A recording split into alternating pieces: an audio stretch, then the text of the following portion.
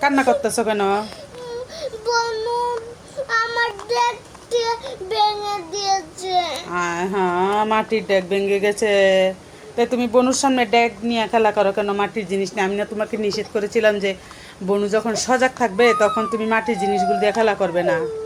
আচ্ছা, আরেকবার মেলা আসুক, তারপরে কিনে দেবো। আবার বাণিজ্য মেলা আসবে না, তখন আবার কিনে দেবো। না আমার এখনই চাই। এখন কোথায় পাবো? এখন কি কোথাও মেলা আছে?